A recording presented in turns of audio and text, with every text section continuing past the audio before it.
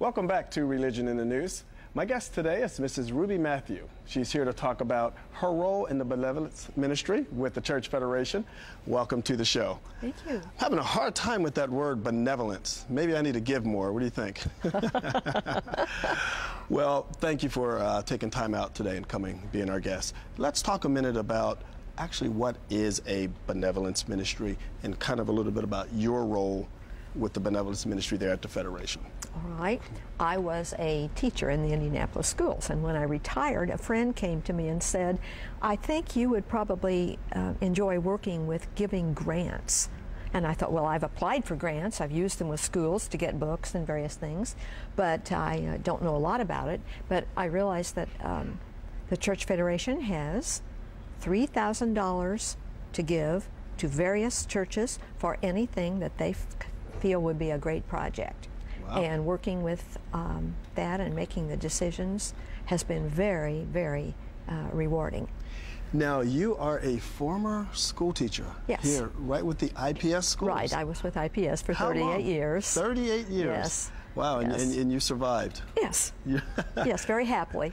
And so now you're taking that same giving, because teaching is quite a bit in giving, and now you're channeling your energy towards helping out in this benevolence ministry. Now, how do the churches actually benefit from, you had mentioned grants, let's go back and talk about that aspect for a moment. Well, the Church Federation has many, many programs that we've mentioned today and quite a few others, but this particular one is an opportunity for churches to see a problem or to see something they want to explore and get the assistance. You know, in any family budget, a few $100s added would be good. Absolutely. And I don't know of a project that $3,000 won't go a long way to help with in a church.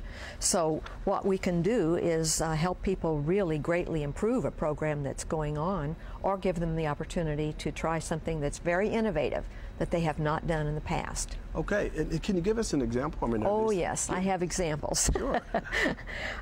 First of all, I probably ought to say that the grant writing process is a little bit intimidating for some people, so we have workshops.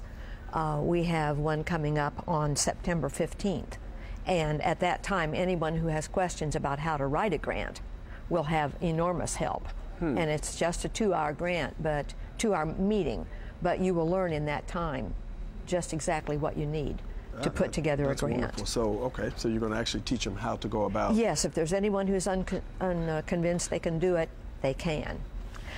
We have been giving these grants for many, many years. I've worked with this group for 10 years, but the Church Federation realized that every church has something they would like to be able to do, and it takes more. Some of the most interesting ones have been grants for children in the summertime.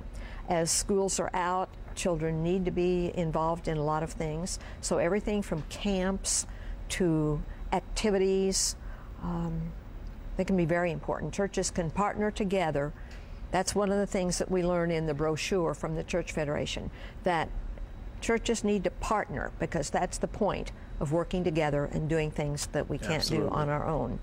But a church can put together a health fair that will involve many different components, but when two churches agree to do something together, all the skills are compounding and great things happen. Wow, so this could really be for any type of vision that a church would have. And how long is the process, if I may ask? We have 2 periods during the year. The next deadline that we're going to have is October 24. So after people go to the grant writing on September 15th, they've got more than a month to put together something to submit then. And then it'll be 6 months before the next one. I see. Wow. And whoever the recipient is will actually get $3,000 towards that particular. Yes. Sometimes churches decide to have a larger process and go with several grants. And we can do just one component. We can do just the communication or just the education.